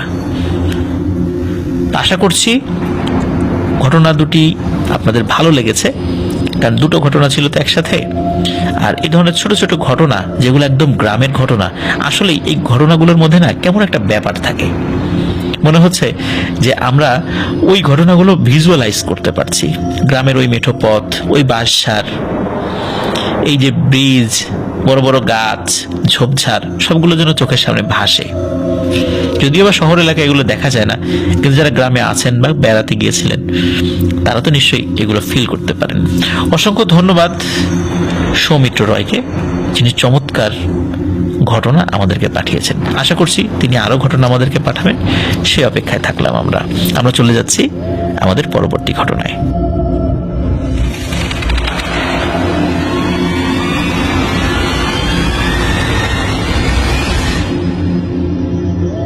স্বাগতম প্রিয় লিসেনার্স আরো একটি নতুন ঘটনায়। এখন যে ঘটনাটি আমি আপনাদের সাথে শেয়ার করতে যাচ্ছি, এই ঘটনাটি আমার যে জেলা রাজবাড়ির ঘটনা। না, এই ঘটনাটি আমি সংগ্রহ করিনি। ঘটনাটি আমাদেরকে দিয়েছেন একজন রেমিটেন্স যোদ্ধা ভাই মোহাম্মদ আমজাদ মোল্লা। তিনি বর্তমানে মালয়েশিয়াতে রয়েছেন। তার বাড়ি রাজবাড়ী জেলার খানগঞ্জ ইউনিয়নের বেলগাছি গ্রামে। তো ঘটনাটি যার সাথে মূলত ঘটেছিল, মানে ঘটনাটির একটা করুণ পরিণতি যার সাথে ঘটেছিল, ভৌতিক বিষয় নয়, তিনি সম্পর্কে এই আমজাদ মোল্লা ভাইয়ের মামা হন। আর মূলত ঘটনাটি ঘটেছিল 2011 সালে। আসলে চোখের সামনে একটি সাজানো সংসার কিভাবে ধ্বংস হয়ে যায় তা এই ঘটনা না শুনলে বিশ্বাস করা খুবই কঠিন। আর এই আমজাদ মোল্লা ভাইয়ের যে মামা, মূলত যাকে কেন্দ্র করে ঘটনার সূত্রপাত, তার নাম ছিল হিরু। ওনারা ছিলেন 3 ভাই, যদিও বা যার যার মতো আলাদা সংসার করে তারা থাকতেন, ঘর বাড়িও আলাদা ছিল। তো এই হিরু মামা আর এই হিরু মামার যেই মেজ ভাই, ইনাদেরও আলাদা আলাদা বাড়ি ছিল। তারপরেও এই মেজ ভাই মাঝে মাঝেই হিরু মামাদের বাড়িতে এসে অনেক ঝগড়া করত। তার পিছনে একটা কারণ ছিল, কারণ এই হিরু মামার যিনি মেজ ভাই, এই মেজ ভাইয়ের বউ ছিল খুবই দুষ্টু এবং ঝগড়াটে প্রকৃতির। একদিন কি হয়, এই হিরু মামার সাথে এই মেজ ভাইয়ের বউয়ের খুবই ঝগড়াঝাটি হয়। দিনটা ছিল শুক্রবার। এক পর্যায়ে খুবই হাতাহাতি হয়ে যায়। আর ওই সময় কিন্তু হিরু মামার মেজ ভাই সে কাজের জন্য বাইরে ছিল। এখন মেজ ভাইয়ের বউর সাথে হিরু মামার হাতাহাতি হয়ে গেছে, মারামারি হয়ে গেছে। এইটা যখন মেজ ভাই এসে জানতে পারে যে তার বউয়ের সাথে তারই ভাই মারামারি করেছে, এর ফলে সে প্রচন্ড ক্ষিপ্ত হয়। তো যাই হোক, এখন সে সুযোগের অপেক্ষায় আছে যে কি করা যায়, কি করা যায়। এর ভিতরে সে জানতে পারে যে তার ভাই মানে হিরু, সে হলো বাজারে গিয়েছে, মানে হাটে গিয়েছে আর কি। আর হাটে যেহেতু গিয়েছে, সে তো বাড়িতে ফিরবে, আর তার বাড়িতে ফেরার রাস্তাটাও কিন্তু তার জানা। সে কি করেছে, একটি লাঠি নিয়ে ওই রাস্তার পাশে একটি জায়গায় লুকিয়েছিল। যখন সন্ধ্যা লাগে লাগে ভাব, ওই সময়ে সে দেখতে পায় যে তার ভাই আসছে। তো ওই গ্রামে আসতে একটা জায়গা রয়েছে, তার নাম হচ্ছে কুড়িবারই নামক একটা জায়গা রয়েছে। ওই জায়গার কাছে যখন আসে, তখন সে ওই ঝোপ থেকে বের হয়ে হিরু মামার উপর অ্যাটাক করে এবং লাঠি দিয়ে এলোপাথারিভাবে তাকে আঘাত করে। এবং আচমকা এই আক্রমণে সে কোনো ধরনের কোনো প্রতিরোধ গড়ে তোলার আগেই তার হাত ভেঙে যায়। সে যন্ত্রণায় কাতরাতে থাকে। এদিকে বেশ কয়েকজন লোক আবার চলে আসে। ওই সময় এই হিরু মামার মেজ ভাই সে পালিয়ে যায়। লোকজন ধরাধরি করে তাকে তার বাড়িতে নিয়ে আসে। এখন আরো কিছু আত্মীয় স্বজন কি করে, এই হিরু মামার মেজ ভাইকে ধরে ফেলে, ধরে এনে গাছের সাথে বেঁধে রাখে। কিন্তু কিভাবে যেন সে রাতেই পালিয়ে যায়। পরবর্তীতে এলাকার মেম্বার সালিশ ডাকে, কিন্তু সালিশ ডাকলেও এই হিরু মামার মেজ ভাইকে আর হাজির করা যায় না, সে আসে না। কারণ সে অত্যন্ত গোয়ার এবং দুষ্টু প্রকৃতির, সে কারো বিচার মানে না। ওদিকে কিন্তু হিরু মামার অবস্থা খুবই খারাপ। উনি ওইভাবে এখনো চিকিৎসা করাননি। উনার মনের মধ্যে খুবই খারাপ একটা ধারণা সৃষ্টি হয়েছিল তার ভাইয়ের উপর, যে আমার ভাই এভাবে আমাকে মারলো, আর এর বিচার না হওয়া পর্যন্ত উনি কোনো ট্রিটমেন্ট করাবেন না, এরকম একটা মনের মধ্যে জেদ চেপে গিয়েছিল। ওদিকে কি হয়, এই হিরু মামার মা বাবা তারা কি করে, 2 ছেলেরই পক্ষ নেয়, মানে কোনো ছেলের পক্ষে যায়নি, কিন্তু 2 ছেলের পক্ষেই তারা কথা বলে। কারণ তার মা বাবা চেয়েছিলেন যে দুটাই তো তাদেরই সন্তান, কোন পক্ষে যাব, যদি মিলিয়ে দেওয়া যায়। কিন্তু হিরু মামা জানতেন যে তার মেজ ভাই সে একটা অন্যায় কাজ করেছে, কিন্তু মা বাবা সেই অন্যায়টা স্বীকার না করে আমাদের দুজনের পক্ষেই সাফাই গাইছেন। মানে মা বাবা বলছে এরও দোষ আছে, ওরও দোষ আছে। কিন্তু আসলে দোষটা মেজো ভাইয়েরই বেশি। যেহেতু মা বাবা ওই মেজো ভাইয়ের পক্ষেও কথা বলছেন, উনি মনে খুবই কষ্ট পান। যেহেতু বিচার হচ্ছিল না এই ঘটনার, তখন উনি বলেন, যদি আজকেই এই ঘটনার বিচার না হয় তাহলে আমি আজকে রাত্রেই গলায় দড়ি দেব। ওদিকে হিরু মামার বউ তাকে খুব সান্ত্বনা দিতে থাকে যে এগুলো কিছু না, সংসার এরকম হয়েই থাকে, যে ঘটনা ঘটছে ঘটছে, ভুলে যাও, বিচার আল্লাহ করবে। কিন্তু আসলে উনি মনে এতটাই কষ্ট পেয়েছিলেন যে খুব কান্নাকাটি করছিলেন যে আমার ভাই আমাকে এভাবে মারলো তার বউয়ের কথা শুনে। আসলে তিনি তার মনকে বুঝ দিতে পারছিলেন। উনি বারবার বলছিলেন যে আমি গলায় দড়ি দেবো, আমি গলায় দড়ি দেবো, আমি আত্মহত্যা করব। এইভাবে কিন্তু আরো একদিন চলে যায়। এদিকে তার স্বামী এইভাবে বারবার বিলাপ করছেন, মনে কষ্ট পেয়েছেন এবং বারবার সুইসাইড করতে চাচ্ছিলেন, মানে গলায় দড়ি দিতে চাচ্ছিলেন। এই জন্য ঘুমানোর সময়, সারাদিন তো চোখে চোখে রাখতেনি হিরু মামার ওয়াইফ হিরু মামাকে, রাতের বেলা ঘুমানোর সময় ওই হিরু মামার ওয়াইফ তার শাড়ির আঁচলের সাথে ওই হিরু মামার লুঙ্গির একটা অংশ গিট দিয়ে রাখতেন, যাতে করে রাতের বেলা যদি সে উঠলে ওই শাড়িতে টান যদি লাগে তাহলে হিরু মামার ওয়াইফের ঘুম ভেঙে যাবে, যাতে করে সে একা একা রাতের বেলা বাইরে যেতে না পারে, যেহেতু সে একটা আত্মহত্যা করার একটা হুমকি দিয়ে রেখেছে। তো যেই রাতে ওই গিট দিয়ে রেখেছে আর কি, তবুও সে হঠাৎ করে ঘুম ভেঙে দেখে তার হাজবেন্ড তার পাশে নেই। চিন্তা করে কি ব্যাপার, কোথায় গেল। তিনি দ্রুত ঘর থেকে বের হন। হাতে যে হারিকেন নিয়ে বের হবেন এই সেন্সটা তার ছিল না, যেহেতু হাজবেন্ডকে পাওয়া যাচ্ছে না, একটা যে কোনো দুর্ঘটনা ঘটাতে পারে। উনি বাইরে বের হয়ে ওয়াশরুমের দিকে যান, দেখেন যে না, ওয়াশরুম ফাঁকা আছে, ওয়াশরুমে কেউ নেই। তাহলে তার স্বামী কোথায় গেল? সে কাউকে না ডাকাডাকি করেই ঘর থেকে বাইরে বেরিয়ে যান। বেরিয়ে পাশে একটি মানে গাছ রয়েছে আর কি, তো ওই গাছের নিচে দেখে যে তার স্বামী দাঁড়িয়ে আছে, মানে পেছন ফিরে দাঁড়িয়ে আছে। তখন উনি সামনে এগিয়ে যান। এগিয়ে যাওয়ার পরে ওই গাছটা ছিল আম গাছ আর কি, তো ওই আম গাছের নিচে তখন তার স্বামী দাঁড়িয়ে আছে পেছন ফিরে। তখন পেছন দিকে গিয়ে ওই হিরু মামাকে জড়িয়ে ধরেন এবং বলেন, তুমি একা একা রাতের বেলা এখানে কেন আসছো? আসো, মন খারাপ করো না, ঘরে ফেরত আসো। এই বলে জড়িয়ে ধরে ওনাকে পেছন দিকে টান দেন। কিন্তু যখন পেছন দিকে টান দেন তখন হিরু মামার ওয়াইফ, উনি একটি মানে মনে হচ্ছিল যে ওনার হাজবেন্ড দুলছে কোনো কিছুর সাথে। তখন উনি উপর দিকে তাকিয়ে দেখেন তার হাজবেন্ড গলায় দড়ি দিয়ে ঝুলছে। আসলে তার পা আর একটা মাটির সাথেই লেগেছিল, এই জন্য উনি দূর থেকে বুঝতে পারেনি। আসলে উনি মনে করেছিল তার হাজবেন্ড ওখানে দাঁড়িয়ে আছে। এই দৃশ্য দেখে উনি প্রচন্ড জোরে এক চিৎকার দেন। ওনার চিৎকারে আশেপাশের লোকজন চলে আসে, কারণ এত জোরে চিৎকার দিয়েছিলেন। আর মহিলা মানুষের চিৎকার, স্বাভাবিকভাবে গ্রামের মানুষ ভয় পেয়েছিল, কি ব্যাপার, কি হলো। এমনিতেই তো ওই বাড়িতে একটু সমস্যা ছিল, আশেপাশের লোকজন তো সেটা জানে। তো লোকজন চলে আসে এবং ওই বাড়িরও যারা লোকজন ছিল দুই একজন, তারাও চলে আসে। এসে দেখে এই অবস্থা, আম গাছে হিরু মামা গলায় ফাঁস দিয়ে ঝুলছে। গ্রামের মেম্বারও রাতের বেলা চলে আসে, পুলিশকে খবর দেওয়া হয়। পুলিশ সকালে আসে, লাশ নামায়। লাশ নামানোর পর রাজবাড়িতে নিয়ে যায় পোস্টমর্টেমের জন্য। রাজবাড়ির লাশ কাটা ঘরে পোস্টমর্টেম সম্পন্ন করে আবার গ্রামে নিয়ে আসা হয়। এখন ঘটনা যেটি ঘটে সেটি হলো যে রাজবাড়িতে লাশ কাটা ঘরে যে ডোম, ওই হিরু মামার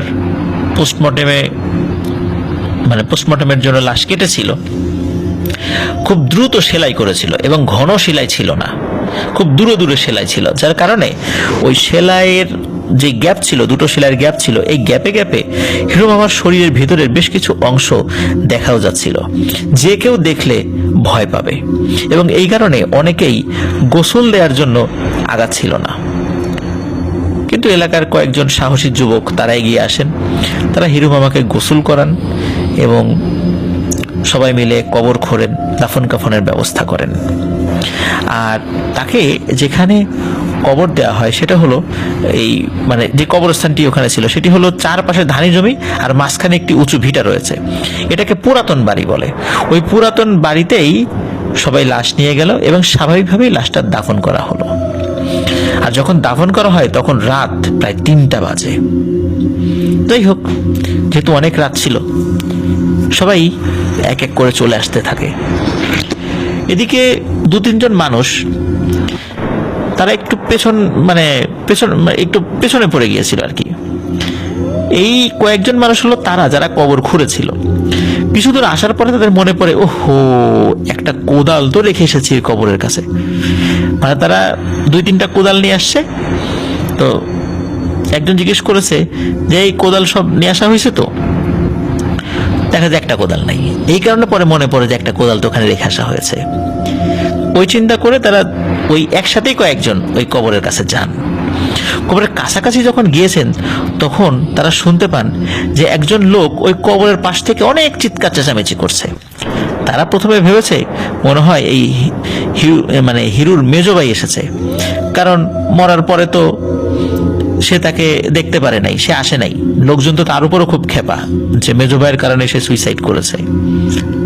আত্মহত্যার পরোক্ষ কারণ হলো সে, এই কারণে সে আসে নাই। হয়তোবা মারা গেছে, এই কারণে কবরের কাছে এসে ভাইয়ের জন্য কান্নাকাটি করছে। তো তারা যখন কবরের কাছে আসে তখন তারা দেখে যে ওই হিরু মামাই ওই কবরের পাশে চিৎকার চেঁচামেচি করছে। এই দৃশ্য দেখে ওইখান থেকে তারা দেয় জোরে দৌড়। ওদিকে তারা দৌড় দিয়েছে, ওই দূরে কিন্তু যারা ওই যে কবর দিয়ে চলে যাচ্ছিল এরকম কয়েকজন কিন্তু আছে। এই লোকগুলোর চিৎকার শুনে তারা আবার এগিয়ে আসে পিছন দিকে, কি হয়েছে কি হয়েছে? তখন বলে যে হিরুকে দেখলাম সেই কবরের পাশে চিৎকার দিয়ে কান্নাকাটি করছে। তখন সবাই যায়, দেখেন না কিছুই নেই, সবকিছু স্বাভাবিক। যাই হোক, এই তো গেল একটি ঘটনা। ওই রাতেই এই ঘটনা সকলের কানে চলে যায় যে এই কবর দিয়ে আসতে না আসতে হিরুকে কবরের পাশে দেখা গেছে। কিন্তু এটা কিভাবে সম্ভব? যাই হোক, এই ঘটনা 2 সপ্তাহ চলে যায় দেখতে দেখতে। 2 সপ্তাহ পর ওখানে যে ধানি জমি রয়েছে কবরস্থানের পাশে, তো ধানি জমিতে পানি দেওয়ার জন্য সেলো মেশিন বসানো হয়েছিল। তো ওই সেলো মেশিনে কাজ করতো এমন একজন লোক, উনি এক জমি থেকে আর এক জমিতে পানি দেয়। ওই আইল যেটা আছে জমির আইল, ওই আইল কোনোটা জায়গায় আটকে দেয়, কোনো জায়গায় আইল ছেড়ে দেয়, এমনটা আর কি। তো এরকম পানি দিতে গিয়ে সে দেখতে পেল যে ওই জমির একটা আইলের কাছে একজন লোক বসে কান্নাকাটি করছে। তখন কিন্তু দিনের বেলা। তখন সে চিন্তা করে কি ব্যাপারে কান্নাকাটি করে কে, ভর দুপুর বেলা এরকম একটা। সে যখন কাছাকাছি গিয়েছে তখন দেখে ওটা আর কেউ নয়, এটা হচ্ছে হিরু। যখনই সে এটা দেখতে পায় সে তো প্রচন্ড জোরে দেয় এক চিৎকার দিয়ে দেয় এক দৌড়ে ওনার বাড়ি কাছেই ছিল, বাড়ি থেকে অজ্ঞান হয়ে পড়ে যায়। জ্ঞান ফিরে আসার পরে সবাইকে ঘটনাটি সে জানায় এবং মানুষের মধ্যে একটা ভয় ঢুকে যায়, ওই গ্রামের মানুষের মধ্যে একটা ভয় ঢুকে যায় যে দিনের বেলাও হিরুকে দেখা যাচ্ছে এবং রাতের বেলাও নাকি অনেকে হিরুকে দেখতো, যার কারণে অনেকেই রাতের বেলা ওই সময় বাসা থেকে বেরোতে ভয় পেত যদি হিরুকে দেখা যায়। এভাবে চলে যায় আরো প্রায় 10-12 দিন। খোকন নামে একজন, যার বাড়ি এই হিরু মামাদের বাড়ির পাশেই ছিল, সে একবার কি হয়েছিল, রাত 10টার দিকে বাড়িতে আসছিল। বাড়িতে আসার পর একটি কালভার্ট পরে সে দেখতে পায় এই কালভার্টের পাশে একজন মানুষ বসে আছে। মানুষের কেমন জানি ভয়ঙ্কর অবস্থা, 4 হাত পায়ে এক জায়গা করে বসে থাকলে ঠিক যেমনটা দেখায় তেমন ভাবে বসে আছে এবং বসে অনেক কান্নাকাটি করছে। এদিকে ওই লোকটি এসে বলল, কে রে, কথা বলছিস না কেন? তো উনি মনে করেছে যে কোনো গ্রামেরই কেউ হবে, যে বাড়ি থেকে রাগারাগি করে এসে বা ঝগড়াঝাটি করে এসে এখানে বসে কান্নাকাটি করছে। আর গ্রামের মানুষটা কিন্তু একজন আরেকজনের খোঁজ খবর নেয় যে তুমি কোন বাড়ির, কার কাছে এসেছো। যদি অপরিচিত লোক দেখতে পায় জিজ্ঞেস করে কোন বাড়ির কুটুম, কার কাছে এসেছো, এরকম জিজ্ঞেস করে। তো এই কারণেই কিন্তু ওই খোকন যিনি, উনি জিজ্ঞেস করেছিল যে এই কে রে তুই, কান্নাকাটি করছিস কেন? এই কথা বলার মানে যখন শুরু করে উনি, তাকে সে কোনো উত্তর দেয় না। তার হাতে আবার টর্চ লাইট ছিল। তখন সে যখন টর্চ লাইট মেরেছে, তখন দেখে যে এটা আর কেউ না, এটা হচ্ছে হিরু, এবং তার গলা থেকে পেট পর্যন্ত কাটা, এবং সেই কাটা জায়গায় সেলাই করা আছে, ঠিক যেমনটা গোসলের আগে সবাই দেখেছিল। গোসলের পরে তো কাফন পরানো হয়ে গেছিল, তারপরে তো কেউ দেখেনি। তো এইটা দেখে উনি তো মানে সাথে সাথে সেন্সলেস হয়ে পড়ে যান। তারপরে ওই পথ দিয়ে আসা অন্য লোকরা তাকে উদ্ধার করে, বাড়িতে নিয়ে আসে। পরে বলেন যে তিনি হিরোকে দেখেছিলেন রাতের বেলা। তো এরকম মাঝে মাঝেই হিরোকে দেখা যেত। এদিকে আরো একটি ঘটনা শুরু হয়ে যায় ওই বাড়িতে, মানে হিরুদের বাড়িতে। সেটা হলো যে উনি যেই আম গাছে সুইসাইড করেছিলেন, কোনো কারণ ছাড়াই রাতের বেলা, কোনো কারণ ছাড়াই বলতে কোনো বাতাস ছাড়াই ওই গাছ অস্বাভাবিক রকমের দুলতো। ঝড়ো বাতাস হলে যেভাবে কোনো গাছ ধরে ওইভাবে দুলতো, অথচ আশেপাশের কোনো গাছ নড়াচড়া করছে না। এরকম ঘটনা ওই আম গাছে ঘটতে থাকে। আস্তে আস্তে ওই বাড়ির লোকজন ওই বাড়ি ছেড়ে চলে যেতে থাকে। এদিকে হিরু মামার যিনি ওয়াইফ, তিনি তার বাবার বাড়িতে চলে যান, এবং তার বেশ কিছু মানে দিন পর বা বছর খানেক পর ওই হিরু মামার ওয়াইফেরও অন্য একটি জায়গায় বিয়ে হয়ে যায়। হিরু মামার বাড়িঘর আর নেই, শুধু ভিটেটাই পড়ে আছে, কোনো মানুষ সেখানে থাকে না। কিভাবে একটি সংসার ধ্বংস হয়ে যায়, তাই না? আর একটা মানুষ মারা গেল, আত্মহত্যা করলো, তাকে বারবার দেখা যাচ্ছে। মৃত মানুষ ফেরত আসে না, সেটা আমরা জানি। কেনই বা এরকম দেখা যায় তাও আমরা জানি, ইতিপূর্বে অনেকবার বলেছি। খারাপ লাগছে হিরু মামার জন্য। অভিমান করে সমাজের উপর, মানুষের উপর, ভাইয়ের উপর অভিমান করে উনি সুইসাইড করলেন। যাই হোক, আমরা চাই না এরকম ঘটনা আর কারোর সাথে ঘটুক। প্রিয় লিসেনার্স, আশা করছি ঘটনাটি আপনাদের ভালো লেগেছে। ধন্যবাদ আমজাদ মোল্লা ভাইকে, উনি মালয়েশিয়া থেকে কষ্ট করে ঘটনা লিখে আমাদেরকে পাঠিয়েছেন। আশা করছি তিনি আরো ঘটনা আমাদেরকে পাঠাবেন। আমরা চলে যাচ্ছি আমাদের এবারের এপিসোডের শেষ ঘটনায়।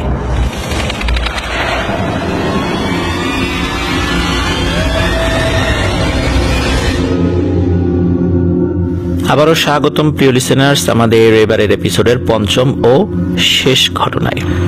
এখন যে ঘটনাটি আমি আপনাদের সাথে শেয়ার করতে যাচ্ছি, এই ঘটনাটি আমাদেরকে যিনি পাঠিয়েছেন তিনি একজন রেমিটেন্স যোদ্ধা ভাই, সুদূর সৌদি আরব থেকে। তার নাম মীর শিহাব ভাই। মীর শিহাব ভাইয়ের বেশ কয়েকটি ঘটনা ইতিমধ্যে আমরা প্রচার করেছি, আপনাদের কাছে ভালোও লেগেছে সেগুলো, আলহামদুলিল্লাহ। আর ওনার দেশের বাড়ি ব্রাহ্মণবাড়িয়া জেলার বাঞ্ছারামপুর থানার আসাদনগর গ্রাম, সেখানে দক্ষিণ পাড়া ৯ নং ওয়ার্ডে। ওটা মূলত ওনার দাদা বাড়ি। আর ওনার দাদির সঙ্গে ঘটে যাওয়া একটি ঘটনা আজকে আমরা শেয়ার করতে যাচ্ছি। তো কথা না বাড়িয়ে চলুন সরাসরি ঘটনাতে চলে যাই। ঘটনাটির সময়কাল 1975-এর পরে, এমন একটা সময়। ওনার যেই দাদির যিনি শ্বশুর, তার নাম ছিল সুলতান মীর, মানে ওখানে মীর বাড়ি। উনি আবার ওই এলাকার, মানে সুলতান মীর ওই এলাকার হচ্ছে চেয়ারম্যান ছিলেন। আর চেয়ারম্যান থাকাকালে স্বাভাবিকভাবেই কিন্তু অনেক বিচার আচার, বিভিন্ন কাজকর্ম এগুলো করতে হয়, যার কারণে ওনার কিন্তু প্রতিদিন বাড়িতে আসতে আসতে রাত হয়ে যেত। অনেক সময় এমন হতো যে কোনো বাজারের কাছ দিয়ে আসছেন, বড় কোনো মাছ উনি পেয়েছেন, সেটা কিনে নিয়ে আসতেন। এবং ওই মাছ কিনে আনার পর, ওই সময় তো আসলে ফ্রিজিং করার কোনো ব্যবস্থা ছিল না, ওই সাথে সাথে রান্না করে ফেলতে হতো, তা না হলে সেগুলো তো নষ্ট হয়ে যাবে। ওই সাথে সাথে রান্না করে ফেলতে হতো।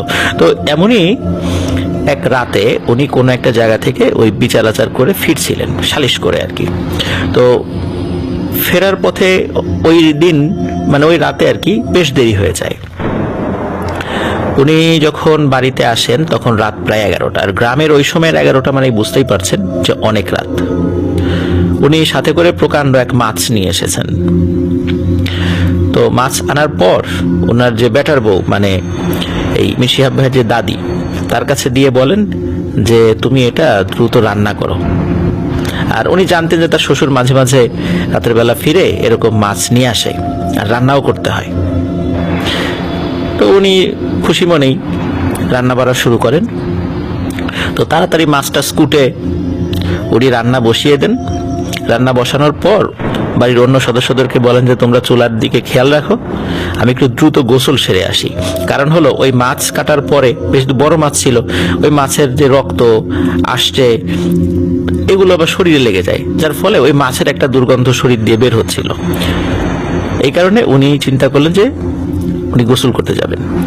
এখন সমস্যা হলো ওই সময়ে নদীতে গোসল করতে হতো, কারণ হলো আশেপাশে যে কয়েকটা পুকুর ছিল বাড়ির, সেগুলো পরিত্যক্ত অবস্থায় ছিল, মানে সেটা ব্যবহার উপযোগী নয়।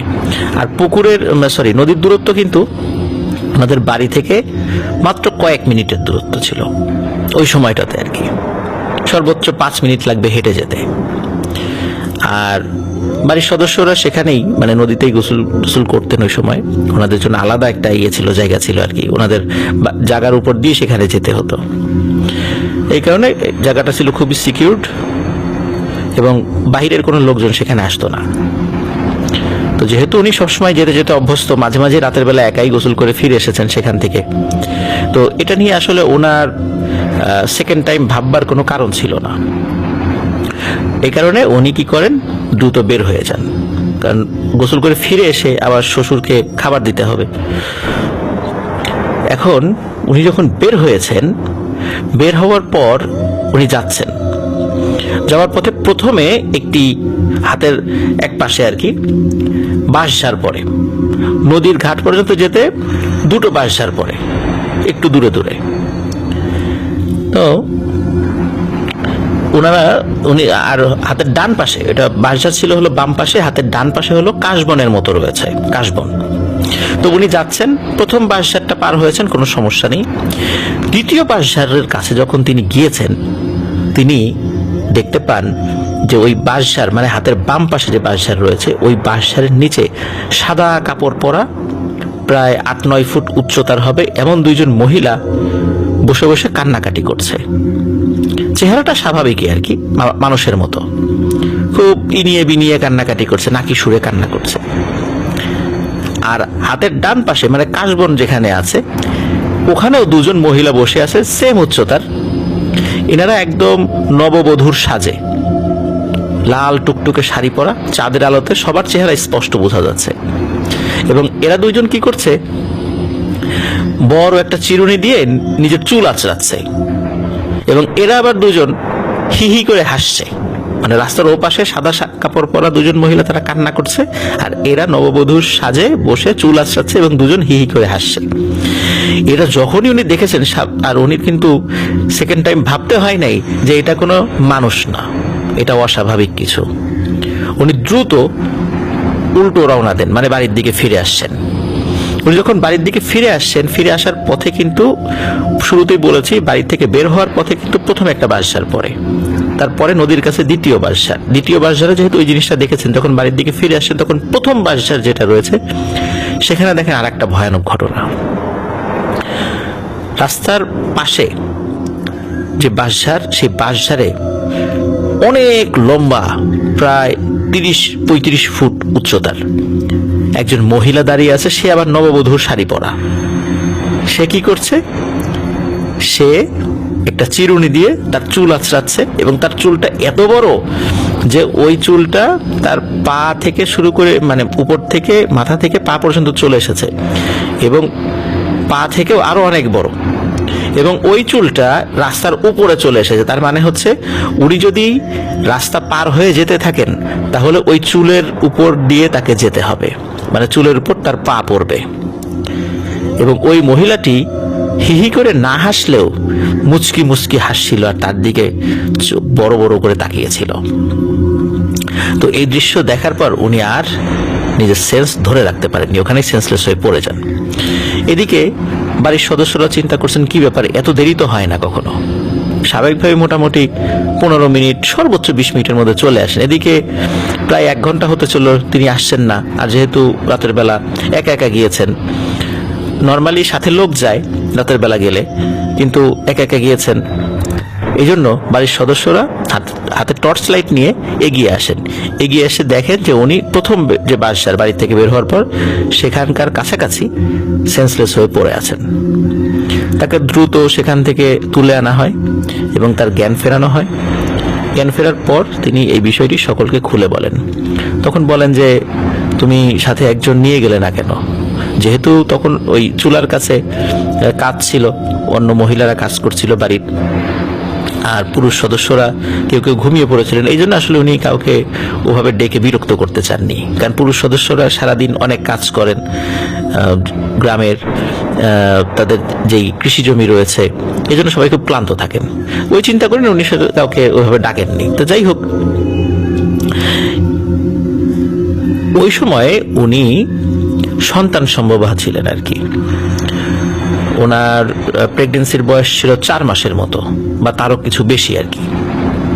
তখন যেটা হয় সেটা হলো যে এরপরে স্বাভাবিকভাবে বেশ কয়েকদিন চলে যায়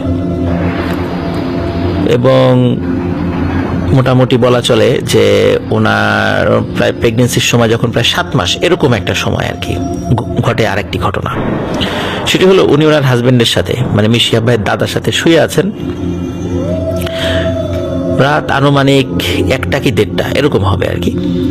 এমন সময় হঠাৎ করে বাইরে থেকে কেউ একজন ডাকছে, এবং যিনি ডাকেন তিনি একজন মহিলা এবং তাদের খুব পরিচিত একজন আত্মীয়া, সবসময় বাড়িতে আসে আর কি। এসে ডাকছেন তার মেয়ের নাম ধরে। তার মেয়ের নাম হলো পান্না। যে পান্নার মা, ও পান্নার মা, জেগে আসো, আসো বাইরে আসো। এখন ওনার সাথে কিন্তু পান্নার মা মানে মিস শিহাব ভাইয়ের দাদির কিন্তু খুব ভালো সম্পর্ক ছিল, যার কারণে একে অন্যের বাড়িতে সবসময় যেতেন, যেহেতু একদম পাশাপাশি। যে কোনো প্রয়োজনে উনি প্রথমে ডাক শুনেছেন, ওনার ঘুম ভেঙে গেছে, বুঝতে পেরেছেন যে একবার ডেকেছে। দ্বিতীয়বার আবার ডেকেছে, পান্নার মা গো, ও পান্নার মা, বাইরে আসো। উনি চিন্তা করেছেন যে এত রাত্রে সে আসলো, তো দিয়ে ওখানে গিয়ে দেখি কি বলে সে। উনি যখনই উঠতে গেছেন, হঠাৎ করে ওনার হাজবেন্ড মানে মির শিহাব ভাইয়ের যে দাদা, উনি কি করেছেন, খপ করে তার ওয়াইফের হাত চেপে ধরেছেন। চেপে ধরে বলছেন, খবরদার বাইরে যাও না। এই একটা কথাই বলছেন, কারণ হয়তোবা মির শিহাব ভাইয়ের দাদা বুঝতে পেরেছিলেন যে বাহিরে ভয়ানক কিছু আছে। এই কারণে ওনার স্ত্রী মানে মির শিহাব ভাইয়ের দাদি কিন্তু আর বাইরে বের হন না, কিন্তু বাইরে বের না হলেও আরো একবার বাইরের থেকে ওই সেম কণ্ঠে আবার ডাকে যে পান্নার মা, বাইরে আসো। এই 3 বারই ডাকে, এরপর আর ডাকেনি। তারপর আর কোনো সারা শব্দ পাওয়া যায়নি। পরের দিন যিনি ডেকেছিলেন তার কাছে সকালবেলা যান, গিয়ে বলেন যে তুমি কি রাতের বেলা আমাকে ডেকেছিলে? বলে না, এত রাতের বেলা তোমাকে ডাকতে যাব কেন? তার মানে ওনার হাজবেন্ড কিন্তু ঠিকই বুঝেছিলেন যে এটি স্বাভাবিক কোনো বিষয় নয়। এরপর যেটি হয় সেটি হলো যে এই ওনার যে শ্বশুর মানে মির শিহাবের দাদির যিনি শ্বশুর সুলতান মীর, উনি এই বিষয়গুলো জানার পরে একজন ভালো হুজুরের কাছে নিয়ে যান যে কি আশয় বিষয়। যখন হুজুর তাকে খুব ভালো করে দেখেন, দেখার পর বলেন যে তুমি তো সন্তান সম্ভবা, তুমি যখন 3 মাস বা 4 মাস যখন প্রেগনেন্সির বয়স, তখন যখন তুমি পুকুরে গোসল করতে গিয়েছিলে, তখন পুকুর তো না, নদীতে আর কি, তখন ভয়ানক কয়েকটি পিশাচ তোমার পিছু নিয়েছে। মূলত তোমার পেটের সন্তানকে ওরা টার্গেট করেছে। ওই সন্তানের বয়স 7 বছর হওয়া আগ পর্যন্ত বেশ কিছু বড় বড় বিপদ আপদ ঘটবে ওই জিনেদের দ্বারা, তোমাকে খুব সতর্ক থাকতে হবে। এরপর ইনশাল্লাহ আর কোনো সমস্যা হবে না। উনি বেশ ঝাড়ফুঁক করে দেন। এরপরে বেশ কিছুদিন কোনো সমস্যা হয় না। ওনার একটা ছেলে সন্তান হয়। তো ছেলে সন্তান হওয়ার পর তার নাম রাখা হয় শাহিন। তো বেশ ভালোই চলছিল।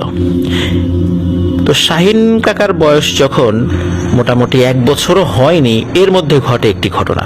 সেটি হচ্ছে এই শাহিন কাকার বড় বোন মানে পান্না, তিনি তার ছোট ভাইকে কোলে নিয়ে যাচ্ছিলেন। তো যাওয়ার পথে ওই যে পরিত্যক্ত পুকুরের কথা বলেছিলেন, রাস্তার পাশে পুকুর রয়েছে, ওনার বাড়ি থেকে বের হয়ে আশেপাশে একটা পুকুর রয়েছে। তো যখন ওই পুকুরের কাছে এসেছেন, হঠাৎ করে মনে হলো ওই পান্না ফুপুকে কেউ ধাক্কা দিয়ে ফেলে দিল।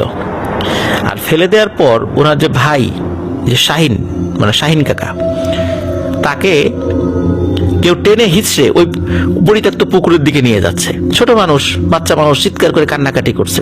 তো উনি এই দৃশ্য দেখার পরে জোরে চিৎকার করতে থাকেন, দৌড়ে বাড়ি চলে যান। সবাইকে যখন বলেন, দ্রুত লোকজন চলে আসে সেখানে।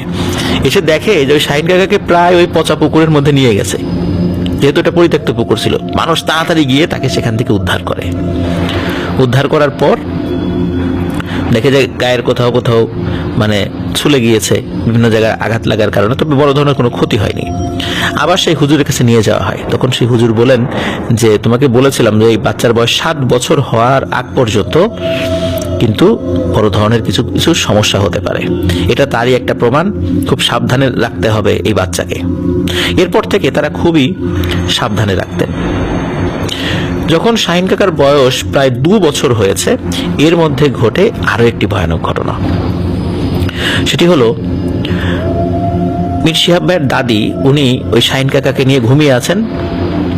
তো হঠাৎ করে রাতের বেলা তার কাছে মনে হয় তার সমস্ত শরীর প্যারালাইজড হয়ে গিয়েছে, তিনি নড়াচড়া করতে পারছেন না, এবং ঘরের মধ্যে বড় মোটা আকৃতির ভয়ানক কালো সমস্ত শরীর ভর্তি লোম, মানে ভল্লুকের মতো লোম আর কি, এমন কেউ একজন ঢুকেছে। এবং ঢুকে তার পাশে শুয়ে থাকা তার বাচ্চা মানে শাহিন কাকাকে নিয়ে বাহির হয়ে চলে যাচ্ছে। তো উনি প্রচন্ড জোরে চিৎকার চেঁচামেচি করার চেষ্টা করছিলেন, কিন্তু পারছিলেন না। মনে হচ্ছে ওনার গলা দিয়ে কোনো স্বরই বের হচ্ছে না। এর মধ্যে কি হয়, কোনো বিশেষ কারণে হঠাৎ করে ওই প্রাণীটি ওই বাচ্চাকে নিচে রেখেই, মানে ফ্লোরে রেখেই উনি চলে যান। মানে ওই প্রাণীটি চলে যায়, মানে সে আর কোনো ক্ষতি করতে পারে না। যখন চলে যায় তখন মীর শিহাব ভাইয়ের দাদির ঘুম তো না, আসলে উনি তো প্যারালাইজড এর মতো হয়েছিলেন, তার সমস্ত শরীরে শক্তি ফেরত আসে। উনি তাড়াতাড়ি উঠে বসে ফ্লোর থেকে তার সন্তানকে কোলে নেন এবং চিৎকার চেঁচামেচি শুরু করেন। লোকজন চলে আসে। তো চলে আসার পর বলে, কি হয়েছে? বলে, এই ঘটনা। তখন সবাই বুঝতে পারে যে এই বাচ্চাকে ওই দুষ্টু জিনেরা নিয়ে যাবে, এই কারণে সে এসেছিল। পরে আবার হুজুরকে দেখানো হয়। তো হুজুর বলেন যে, বাড়িতে যেহেতু নামাজ কালাম সবসময় হয়, ওই রাতে ওই ঘরে কোরআন তেলাওয়াত করা হয়েছিল এশার নামাজের পর। ওই ভয়ানক জন্তুটি বাচ্চাকে নিয়ে যাওয়ার সময় অদৃশ্য একটা বাধা পেয়েছিল, যার কারণে ওই বাচ্চাটিকে নিয়ে যেতে পারেনি। তো যাই হোক, মোটামুটি 7 বছর বয়স হওয়ার আগ পর্যন্ত এরপরে ছোটখাটো টুকটাক কিছু ঘটনা ঘটেছিল, তারপরে আর কোনো ঘটনা ঘটেনি। তো যাদের কথা বললাম, যে মীর শিহাব ভাইয়ের দাদি, ওনার যত আত্মীয় স্বজনের কথা এখন পর্যন্ত বললাম, এদের অধিকাংশই জীবিত আছেন। বিশেষ করে মীর শিহাব ভাইয়ের দাদি জীবিত আছেন, পান্না ফুপু, শাহিন কাকা, এরা সবাই জীবিত আছেন। আর মীর শিহাব ভাই বলছিলেন যে উনি সাম্প্রতিক সময়, মানে মীর শিহাব ভাইয়ের দাদি হজ করে এসেছেন, তার জন্য দোয়া চেয়েছেন, তার দীর্ঘায়ু কামনা করেছেন। আমরা সকলে তার জন্য দোয়া করি, তিনি সুস্থভাবে দীর্ঘদিন আমাদের মধ্যে বেঁচে থাকুন, ভালো থাকুন। ধন্যবাদ মীর শিহাব ভাই, আপনার পরিবারের সাথে ঘটে যাওয়া চমৎকার একটি ঘটনা আমাদের সাথে শেয়ার করার জন্য। প্রিয় লিসেনার্স, এটি ছিল ঘটনা। আশা করছি ঘটনাটি আপনাদের ভালো লেগেছে। আর আপনারা সবাই বলেছেন যে গ্রামের ঘটনা আপনাদের সকলের ভালো লাগে, এজন্য আমরা চেষ্টা করছি বেশি বেশি করে গ্রামের ঘটনা আপনাদের সাথে শেয়ার করার জন্য। কিন্তু আপনাদেরকেও কিন্তু ঘটনা পাঠাতে হবে, তা না হলে আমাদের ঘটনার ভান্ডার ফুরিয়ে গেলে ঘটনা তো আপনাদেরকে বানিয়ে বানিয়ে বলতে পারবো না। এজন্য আপনারা বেশি বেশি করে আমাদেরকে ঘটনা পাঠান, সত্য ভয়ের ঘটনাগুলো আমাদেরকে পাঠান। তবে ঘটনা পাঠানোর ক্ষেত্রে আরো একটি বিষয় আমাদেরকে অবশ্যই খেয়াল রাখতে হবে, সেটি হলো কোনো ঘটনা পাঠানোর ক্ষেত্রে বিশেষ কোনো গোত্র, কোনো ধর্ম, কোনো সম্প্রদায়, কারো যেন তাদের ধর্মীয় বিশ্বাসে যেন আঘাত না লাগে, বা এমন কোনো কথা বলা যাতে কেউ অপমানিত হয়, এই ধরনের বিষয়গুলো ঘটনার মধ্যে আনা যাবে না। আর যদি এই ধরনের ঘটনা থাকে যে কোনো বিশেষ কোনো ব্যক্তি বা সম্প্রদায় বা কোনো ধর্মীয় বিশ্বাসকে আঘাত করা হচ্ছে, তাহলে আমি অনুরোধ করব এই ধরনের ঘটনাগুলো আমরা শেয়ার না করি। তো ঘটনা পাঠানোর ক্ষেত্রে আপনারা এই বিষয়গুলো অবশ্যই ইনশাল্লাহ খেয়াল রাখবেন। প্রিয় লিসেনার্স, আশা করি আমাদের ঘটনা আপনাদের ভালো লেগেছে। ঘটনা ভালো লাগলে লাইক, কমেন্ট ও শেয়ার করে আমাদের সাথে থাকুন। পরবর্তী ঘটনা শোনার আমন্ত্রণ জানিয়ে আজকের মতো এখানে বিদায় নিচ্ছি। আসসালামু আলাইকুম।